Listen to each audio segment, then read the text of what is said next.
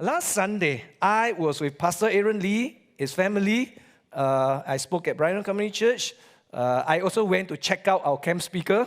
Okay, he looks like Sylvester Stallone, but okay, I think I'm so excited after meeting with him that I think he's going to bring God's word to us and minister to us. So I was there, but I managed to catch up with Pastor Wiki's message online, and even though it's not quite the same as watching it in person, I must say I was still very inspired, very impacted by it. It really convicted me.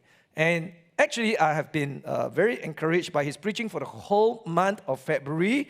So if you feel the same as me, although he's not here, it's the first service, let's just put our hands together to thank him for doing the hard work of ministering God's word to us. Now, it means so much to me because I keep praying that God will raise preachers in this church that can do a better job than me and minister more to the people. And I think we are moving in the right direction. Praise the Lord. Now, I've also been spending much time studying the book of Mark every day so that to prepare for the Cultivate devotions. It's been very challenging trying to condense so much information into just 500 words a day. And behind all this, there is also a production team that puts it all together. They tell me I have to get the weekly installments out at least 2 weeks in advance so that they can do the hard work of producing it for everybody. So this morning, I also want to thank you for these wonderful brothers and sisters who have been doing the work quietly behind the scenes. Right? The team leader of this project is Sister Sarah Goh Hui Ting. Yeah, somewhere among us. Right? Yeah. And then we have proofreaders, Agnes Ng, Barnabas Tiong, and Yen Chin. We have our producer creator, Valerie Yip, as well as the promoters, Sean Cheng and Susanna. Shall we put our hands together once more to thank them for the great job that they've been doing, and not just thank them, but make use of what they have been doing. And there's only a few more weeks to go. All this will lead up to a climax on Easter Sunday. So tell the person next to you, keep cultivating. Now, writing the Cultivate devotions materials has not only been a challenge because I have to constantly stay ahead of the production team, but also because after a while, I find that many of the events and the lessons and the teachings in the gospel becomes repetitive. Same kind of ideas, same kind of lessons, same kind of teaching. And then I struggle to come up with the application because, we are not like little children. Right? We don't like to watch reruns of old movies. We don't like to read the same books over and over again. And likewise, when we listen to sermons, even when we read our devotions, we prefer to learn new things. But you know something? There is a reason why there's so much repetition in the Bible. It's because we are not doing this just for information or for entertainment. The whole purpose of doing devotions, of listening to sermons, is transformation, life change, heart change. And the truth is we are all slow to change. Our hearts are terribly stubborn and we are resistant to change. And even if the spirit is willing, we find that the flesh is weak. So change takes time. Sometimes it takes a lot of time. Not just time, but plenty of reinforcement and reminders as well. So this is good. Okay, in fact, we see this happening in the way Jesus deals with disciples, don't we? Okay, if you've been following the Gospel of Mark, you can see it. How he has to keep saying and doing the same things over and over again. How he keeps having to rebuke them for being men of little faith. How he keeps having to reiterate that his real mission was to go to the cross, to die on the cross. The guys just don't get it, right? And how he keeps having to graciously correct the wrong attitudes that they have in their heads about all kinds of things. Last week, we saw Jesus patiently teaching them not to be calculative when it comes to serving God. He taught through the brilliant parable of the workers in the vineyard. Remember that? And then immediately after that, he now has to deal with another wrong attitude that these guys had great difficulty with. What is the issue? Let's look at today's passage to find out. Mark chapter 10, verse 35, then James and John, the sons of Zebedee, came to him Teacher, they say, we want you to do something, do for us whatever we ask. Whoa, what do you want me to do for you? He asked. They replied, let one of us sit at your right and the other at your left in your glory. You don't know what you're asking. Jesus said, can you drink the cup I drink or be baptized with the baptism that I'm baptized with? We can, they answered. Jesus said to them, you will drink the cup I drink and be baptized with the baptism that I'm baptized with, but to sit at my right or left is not for me to grant. These places belong to those for whom they have been prepared. When the 10 heard about this, they became indignant with James and John. Jesus called them together and said, you know that those who are regarded as rulers of the Gentiles lord it over them, and their high officials exercise authority over them. Not so with you. Come on, tell the person next to you, not so with you. Instead, whoever wants to become great among you must be your servant, and whoever wants to be first must be slave of all. For even the Son of Man did not come to be served, but to serve and to give his life as a ransom for many. You know, Jesus' disciples were very excited because he was approaching Jerusalem. That's the power center. Okay, that's where the religious leadership is. That's the capital of the nation. They're so excited because they were expecting that when he entered Jerusalem, he would seize power, seize control. He will expel the hated Roman conquerors. He would set up his throne, and he would once again make Israel great and envied among other nations, just like during the golden age of David and Solomon. And they were so excited because they were relishing this idea of being part of his inner circle when he reigns in glory. And that's why this guy came to secure the choicest positions in his cabinet. When that happens, request the places of greatest honor in his new administration. The problem that Jesus had to address was the disciples' desire for worldly greatness.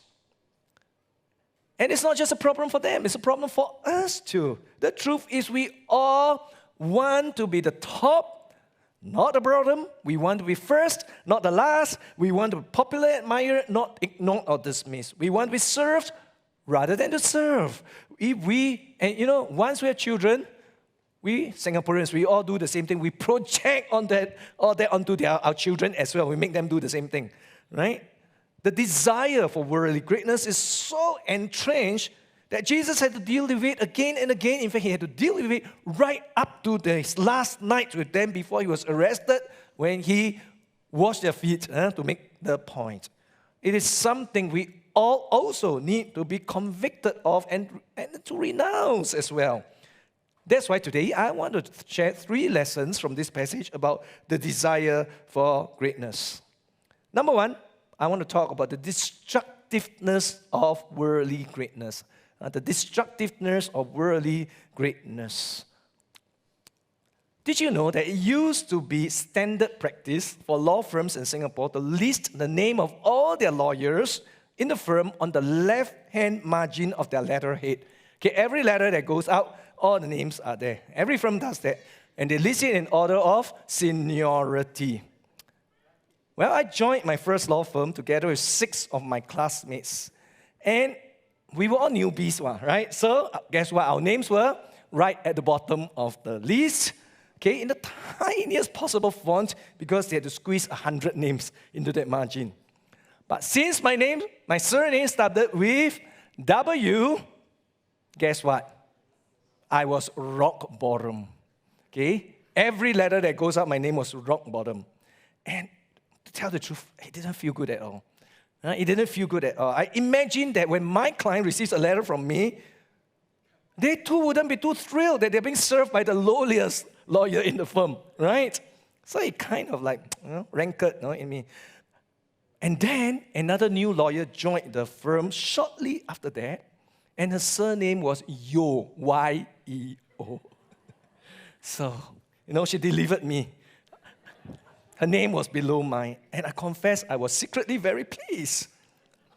Because that's the way the world measures greatness. Strive to be first and never, never be last. Right?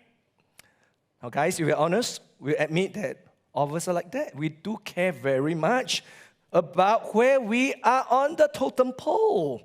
And we expend lots of energy and resources, lots of emotional investment to get ahead of others, get our children ahead of others, and not only that, to project the image that we are superior to other people. Come on, we are Singaporeans, we know all about that, right? Just imagine how we measure ourselves and everyone else by our PSLE scores. 2 decades after the event, many people are still doing that. Can you imagine? Okay, we compare the schools that we go to. Okay, some people very unhappy the school moving thing, right? We compare GPAs. I mean, I'm in the young adult ministry. That's what people talk about all the time. Hey, what's your GPA? Every semester, okay, this conversation topic. We compare starting salaries. Okay, after that, a big crash to talk about salaries as you move on. So we compare other things. We compare the jobs we do, we compare the houses we live in, the cars we drive, the restaurants we dine in, and the kind of wines we drink. How good we look, how romantic our marriage proposals are, and how lavish our wedding ceremonies. Honestly, guys, the truth is this. If we didn't care so much, Facebook and Instagram would not even exist, right? Like the disciples, we have been conditioned to think that worldly greatness is a good thing, not a bad thing. It's an attractive thing to strive after. But the reality, and why Jesus tells them that, is because the pursuit of worldly greatness is highly destructive. Let me just share with you 3 ways in which it is so harmful. First of all, this worldly ambition makes us insensitive and indifferent to the needs of the people around us. Did you know what Jesus was saying to the disciples just before these 2 guys came to him? Well, Mark chapter 10, verses 33 to 34 tells us, Jesus said this, we are going to Jerusalem, and the Son of Man himself, okay, talking about himself, will be delivered over to the chief priests and the teachers of the law. They will condemn him to death and will hand him over to the Gentiles, who will mock him and spit on him, flog him, and kill him. 3 days later, he will rise. Now, Jesus, this is, I think, the 3rd time that he's saying this already. And he's not just telling them this to share with them insider information because it's inner circle. He is bearing his soul to his closest friends. We know that the prospect of going to the cross weighed heavily on him because later on in the Garden of Gethsemane, he would say, when he thought about the cross, he would say, my soul is sorrowful to the point of death. He was dreading it. And he was bearing his heart to his closest friends. But did these guys get it? No, not at all. Okay? And then these 2 guys came and made this request. They could not feel this pain, not just because they were slow, but because they were ambitious. The desire for worldly greatness hardens our hearts and blinds us to the needs of other people, even our loved ones, our family members, our friends, and especially to the needs of the poor and disadvantaged. The second way, that is destructive, is that it makes us manipulative, not just insensitive, but also manipulative. We get some more details about this incident from Matthew's account of the same story, found in Matthew chapter 10, verses 20 to 21, and there we find an interesting detail. Then the mother of Zebedee's sons came to Jesus with her sons, James and John, and kneeling down, asked a favor of him. What is it you want? He asked. She said, grant that one of these 2 sons of mine may sit your right hand and your left, the other on your left, in your kingdom. Why did they drag their mother into this? Come on, be a man and just get it done yourself, right? Well, because this is called emotional manipulation. You know, my son, he was doing national service until very recently, and then he was a platoon sergeant. And every Sunday night, we would have dinner together as a family. But it was exactly that time of the week when his troopers would start calling him one by one. And then you know what they'll say? Sergeant, I'm sick. I cannot report. I cannot book in tonight. Sunday night, cannot book in tonight. And then he'll tell them, no problem. You're just going to get an MC, but it must be a government one. Okay? Cannot be just go to any GP. So since it's night time, you go to the restructured hospital, A&E, and then you get an MC, very long queue. And usually, almost always, when he says that, they'll give up. They'll just book in that night. But there was this one time, this guy put his mother on the phone instead and started arguing with my son and started threatening him. Will you pay me back, my son, if anything happened to my boy? Wow. Watch too much Boys to Men. Right? Must be inspired by that. This maximum manipulation. Very hard to say no to a mother who loves her children. Right? But you know, in this case, it was not just that. It was more than that. Okay? Because if you read all the different Gospels and you piece it all together, join the dots, you realize that their mother, the Zebedee's son's mother, her name is Salome. And in fact, John says she is the sister of Jesus' mother, sister of Mary. In other words, she was Jesus' aunt. That's right. She was Jesus' aunt. Now you see what this is all about. These guys are saying to Jesus, come on, Jesus, let's keep the power within the family. Let's give it to your close relatives. Don't give it to other people. And now you see what's happening here, right? When we harbor worldly ambition, we see everyone, we see everything simply as a means to an end, to achieve what we want. We become transactional. We become self-serving in the way we interact with other people. We use people to get what we want. Very manipulative. Thirdly, the pursuit of worldly greatness makes us competitive. Just look at how the other 10 guys responded. Mark 10:41. When the 10 heard about it, they became indignant with James and John, and they became upset not because they're so pure, They became upset because these two guys had gone behind their backs to cut a secret deal with Jesus, to cut them out. How dare they? You see, worldly greatness always produces unhealthy competition. It's true of them, it's true of us as well. One of the incidents that remind me of this is stuck in my mind. What is this? When I was 13 years old, I was led to Christ by a senior student because when I went to secondary 1, I joined the gymnastics club in school, and this senior student led me to Christ. Now, several months later, I was taking part in a competition to select the under-14 school team that would compete at the national level. 5 persons were selected. The team is 5 persons. And you see, I was in secondary 1. There were people who were secondary 2. It means they have trained for a year more than I have already. So I look at the people going for the selection. There were 3 gymnasts who were in secondary 2. And I knew I had no chance against 2 of them. Okay, they were just too far ahead of me. But the third guy, he was not so consistent. When he got to a certain difficult move, he would fumble about 50% of the time. During the selection, the competition, he went before me. So when he was up there, guess what I was doing? I was like Professor Snape at the Quidditch game in Harry Potter. I don't know any spells, but I was mumbling it under my breath. I was praying fervently and silently that he would botch it, as he sometimes does. And he did.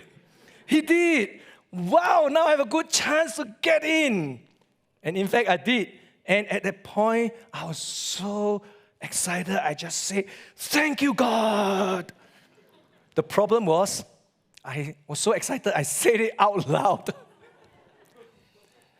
And my friend who sat beside me, "How can you say that?" Wow, I could feel the shame burning on my cheeks to this day when I think about the event. My heart was laid bare, and it was ugly, it was competitive, it was selfish. You see, when we harbor worldly ambition, it makes us see everyone else as rivals that threaten our own progress and success. We cannot rejoice in other people's success. We need them to fail so that we can get ahead of them. We become insensitive, manipulative, and competitive. This week I read an opinion piece by Straits Times editor Chua Mui-Hun, and I thought it was very insightful. She was talking about the situation in Singapore, the competitiveness, the constant scramble to get ahead and get to the top of everybody else, and says that it results in the kind of society that has become unbearable for everybody, and it creates great divisions. Right? Just like, okay, maybe not so much for this service, but when your children, okay, everybody, what do? They send their children for enrichment, for tuition. So what happens? Those who cannot afford it, they fall far, far behind. So there's a divide in society. And even for those who can afford it, their children have no advantage. Because now everybody is doing it, right? Relatively, it is still the same, but not the same because now the children suffer. Okay, you are the generation that went through it. You know what? It's like, right? You have no more childhood, no more time to play. But actually, nobody has any advantage. Maybe what is more relevant to you, she said something else, is BTO, housing prices. Okay, now there's this race to win this lottery, right? So get in the game as quickly as possible. Quickly find a life partner. Quickly jam in the application, okay, so that you can get the BTO, and then, everybody sees their flat as a way to make money. Okay, not just a place to build a home and a family anymore. And the end result is that we have people who have made a lot of money, those who won the lottery, and those who are struggling just to have a home to raise a family. And the whole society suffers. And this is the result of the pursuit of worldly ambition. It undermines all relationships. It generates lots of conflicts and unhealthy competition. It makes life stressful for everyone, for the whole society. Lesson number 2. From this passage, the definition of true greatness. Okay, the definition of true greatness. Several years ago, my colleagues, my church colleagues, and I, we went to JB to play Laser Quest. Okay, I think you guys know what Laser Quest is, right? But it was new to me. So I was very surprised. At the end of the game, when we came out and looked at the scoreboard, wow, I had the highest score. I mean, I suspect that I'll be good but not that good, But there was one catch. There was a minus sign in front of my score. Because most of the people I shot were my own teammates. Truth is, I don't really see that well in the dark. So, just shoot at whatever moves. My motto is better to shoot than be shot, right? So I have the bragging rights, but that's just a silly game, right? But what if we make the same mistake in life? I don't mean go around shooting at your own friends, shooting your own friends, although that's what some people do. But what if you go through life without figuring out its real purpose? What if you reach the end of your life journey and you thought, wow, I've done it, I lived well, I achieved my goals, but in reality, you got a high score, but you got the wrong score, you got it all wrong. Wouldn't that be so tragic? You missed the point entirely. What a waste of your life. And that is really what Jesus is talking about in this passage when he talks about greatness. There's nothing wrong with the desire for greatness. That need is hardwired into all of us. God made us that way. Our problem is that we keep trying to meet that need in all the wrong ways, and we don't even realize that they are wrong because that's how the whole world is going about it, and we just go with the flow. Instead of pursuing worldly greatness, Jesus tells us to pursue true greatness. What's the difference? Let's look again at Mark chapter 10, verses 42 to 44, where he gives us a clear contrast. Jesus called them together and said, you know those who are regarded as rulers, Gentiles, lord it over them, and their high officials exercise authority over them. Not so with you. Once more, tell the person next to you, not so with you. Instead, whoever wants to become great among you must be your servant, and whoever wants to be first must be slave of all. In other words, the test and the measure of greatness is always service. Service. Worldly greatness is about getting ahead of other people, getting as many people to serve you as possible. True greatness is also about service, but it's the opposite, exact opposite of worldly greatness. True greatness is about serving as many people as possible. Jesus uses the Greek word diakonos for servant here. And diakonos is really a waiter, the one who waits at a table. And Jesus is really saying, seek to be the one that does the hard work so that other people can have a good time. That's true greatness.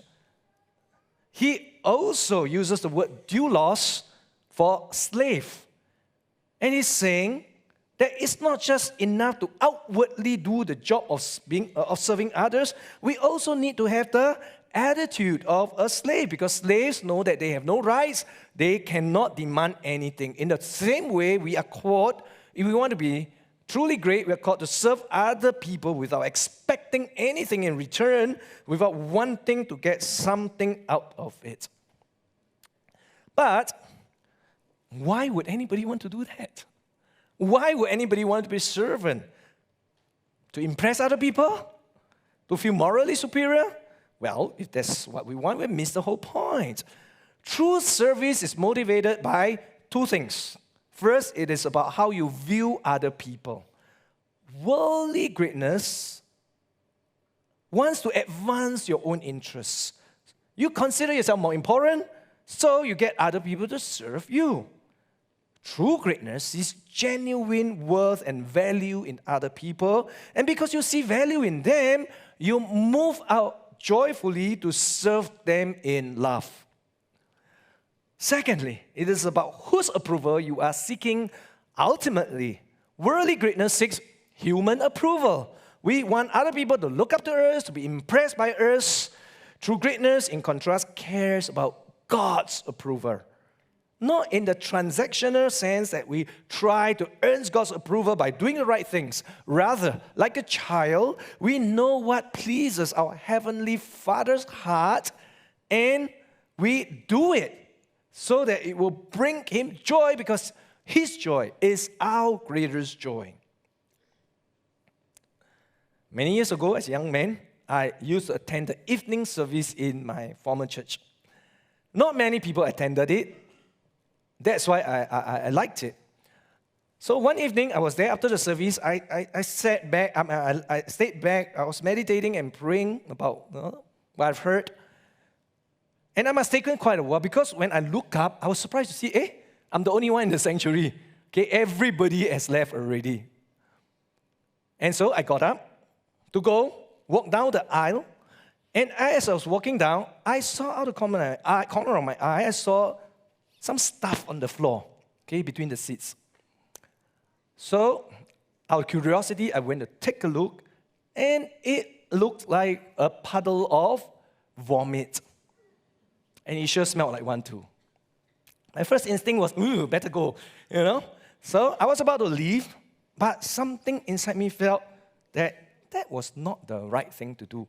I knew the only person left in church was the night watchman, and Monday, right, the church is not open. So The earliest will be Tuesday when the cleaner comes in to clear that mess. And somehow, it just didn't feel right to know that there's this mess in the house of God and to walk away and do nothing about it. So I went to look for a pail and a mop and went back to the sanctuary and I cleaned it up. It was yucky, I had to hold my breath. Nobody saw me do it. But that night when I walked out of church, I could feel the pleasure of the Father on me. And that was priceless. It was so great. In fact, I'm reluctant to share this with you guys today because it kind of spoils the beauty of it all now that you know. But my point is that true greatness is really about serving other people out of a love for God. In fact, one of the most inspiring stories I've ever read is about a monk called Brother Lawrence, a lowly monk who worked in the kitchen of his monastery, but he used that as an act of worship to God. And he writes about his reflections. Okay, you can read about them. And one of the things that he wrote that, really blew me away was this. He wrote that he wished that it were possible just for once to do something for God that even God himself would not know about. He wished that he could do something just for once, do something for God that even God himself would not get to know about. He just wanted to bless God, wanted to serve God. Of course, theologically, that's impossible. But it shows us that this guy understood the definition of true greatness. True greatness is always about a heart of service that is driven, a heart of service to other people that is driven by the love of God. Lesson number 3, the demonstration of true greatness. The demonstration of true greatness. How can we possibly be so selfless? How can we overcome our natural inclination to promote ourselves ahead of other people? Jesus knows that this does not come naturally to any of us, so he points us to the one resource that will enable us to grow in true greatness, in servanthood. He points us to himself. Mark 10:45, he concludes this list, for even the Son of Man did not come to be served, but to serve and to give his life as a ransom for many. Jesus used the term Son of Man to describe himself. He has used this throughout the book of Mark all along. But this time he said, for even the Son of Man. What's the even there for? Well, the term the Son of Man is quoted from the book of Daniel, the Old Testament book of Daniel. The prophet Daniel had a vision in which he saw one like a Son of Man. Meaning, someone who looks like a human being, right? One like a Son of Man, but he was no ordinary human being if he was a human being, because in the vision, he came riding gloriously on the clouds of heaven. And then he went right into the presence of the Ancient of Days, meaning God himself. There's no barrier, and God allowed him to enter his presence, he had full access. And not only that, God then granted him authority over the entire world. In fact, in Daniel chapter 7, verse 14, it says that the Son of Man is given dominion so that all peoples, nations, and languages should serve him. And he was given dominion so that people of all nations, so that all peoples, nations, and languages should what? Serve him. Now you can connect the dots. Why Jesus said, even the Son of Man. Because Jesus claims to be the fulfillment of that vision. He is the one who deserves to be served by the whole world. And yet, how did he come? Not in glory, but in weakness. Not riding the clouds, but being born in obscurity.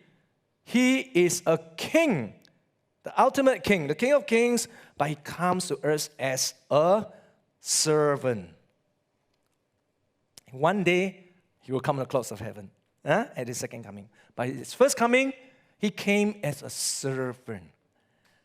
And his ultimate act of service will be, he says, to give his life as a ransom. What is a ransom? A ransom is the price that is paid to buy a slave and to set him free. I mean, you can buy a slave for yourself so that you can use his services. But to buy a slave and set him free means that it's a sacrifice because it's costly and you get no benefit from it. And that's what Jesus came to do, to pay the price to set us free from the slavery of sin. A ransom, to pay the ransom. Question, one favorite theological question is this: to whom did Jesus pay the ransom? Whom do you think he paid the price to? Bible commentators love to debate this, and some suggest that he paid the price to the devil to set us free. I don't think so. God does not do deals with the devil. The devil is not God's equal.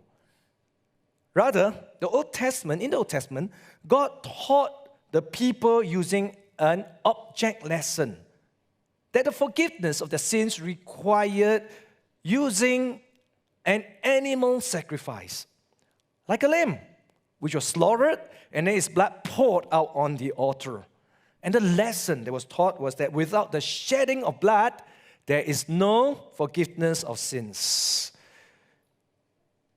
It is what Jesus came to do, to pay the ransom to God, to set us free, because God's holiness and justice demands that only a perfect substitute dying in our place can set us free from the penalty of sin.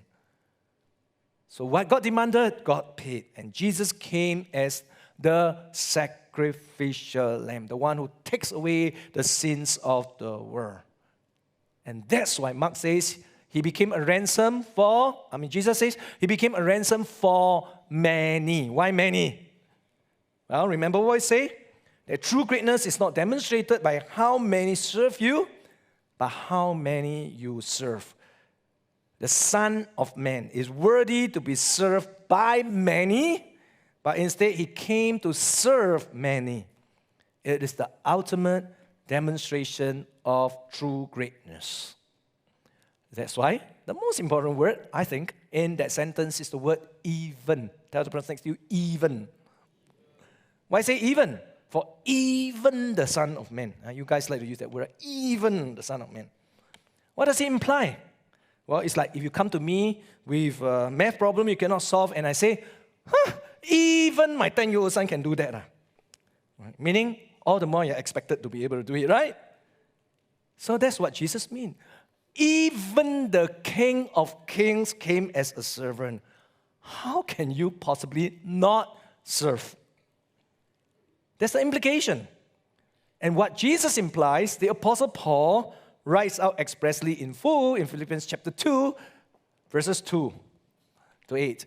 He says, make my joy complete by being like-minded, having the same love, being one in spirit and one mind, do nothing out of selfish ambition or vain conceit. Rather, in humility, value others above yourselves, not looking to your own interests, but to the interests of others.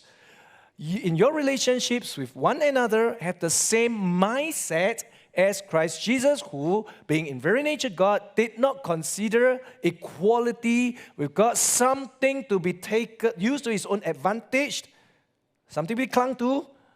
Rather, he made himself nothing by taking the very nature of a servant, being made in human likeness, and being found in appearance as a man. He humbled himself by becoming obedient to death, even death on a cross. Paul is telling us how we ought to respond to Jesus' demonstration of servanthood, of true greatness. We ought to serve one another humbly, cheerfully, sacrificially. Do you know why Paul wrote this to the Philippians? Not to give them an advanced lesson in Christology, but because there were divisions and conflicts in the church.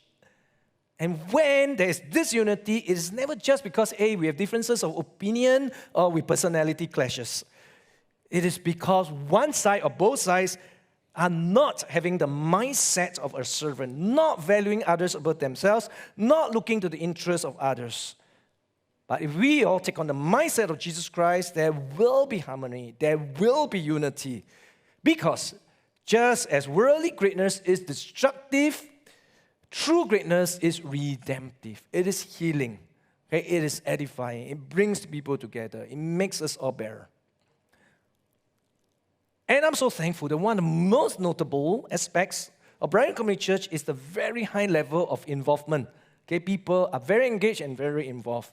I was at a wedding dinner a few nights ago, and I was sitting there looking around me at the Brightonites who were there, and I was just thinking, wow, almost every one of these people are serving actively in church in one position or another. And it filled my heart with gratitude and joy to be there. And I thought, hey, this is so precious. Let's not lose it, guys. Let's keep growing in it. Let's keep growing in service in both our actions as well as our motivation. So those of you who are not serving, do get started today. This is a biblical injunction, not a suggestion.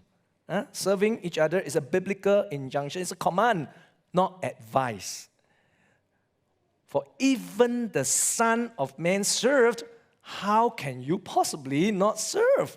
If we are Christ's followers, then we ought to be servants everywhere we go, whether at home, in school, in the workplaces, and in church. Yes, especially in church, because that is one of the primary reasons God put us in a church community after we are saved, is so that we can practice becoming like Jesus by serving our brothers and sisters selflessly. No one can be a disciple of Jesus Christ or grow in discipleship without serving other people, no matter how much Bible knowledge you accumulate. You know, quite often I get asked this question, Pastor, what is the discipleship program in Brighton Community Church? Are we going to do more Bible study or not? You know, the simple answer to the question is that everything we do in Brighton Community Church is about the discipleship journey. You know, we don't do anything else. But we don't see it just in terms of gaining more Bible knowledge. That's important.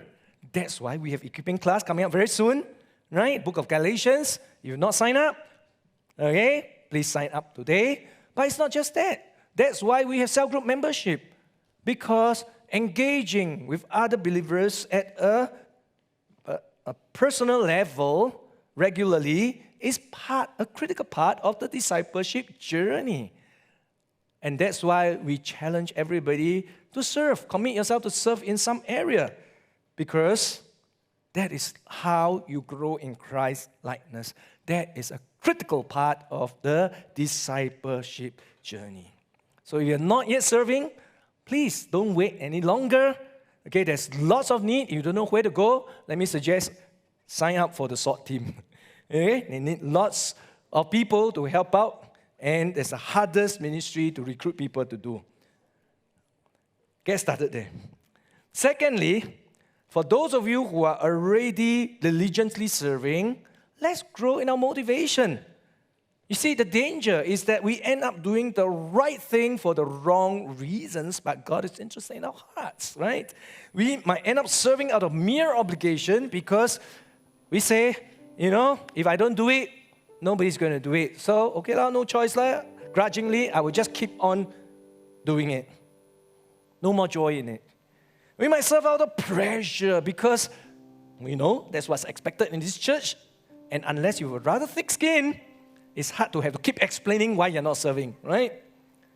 We may serve with resentment towards our leaders, towards one another, because we feel unappreciated, we feel misunderstood, or we have some conflict, and then we are very upset and never resolved. And then we are filled with bitterness. The solution to all that is really to increasingly take on the same mindset as Jesus and to follow into His footsteps. Guys, God has blessed this church with a wonderful diversity of gifts, talents, and resources. If only more of us, all of us will come together to serve one another and build the church together. This will become the best church that we can be in. For ourselves, for our children. Not only that, it will bring great pleasure to the Father's heart to see His children loving and serving one another. And when that happens, there's no telling what He will accomplish in us and through us to fulfill His purposes in the world. For even the Son of Man came not to be served, but to serve and to give His life as a ransom for many.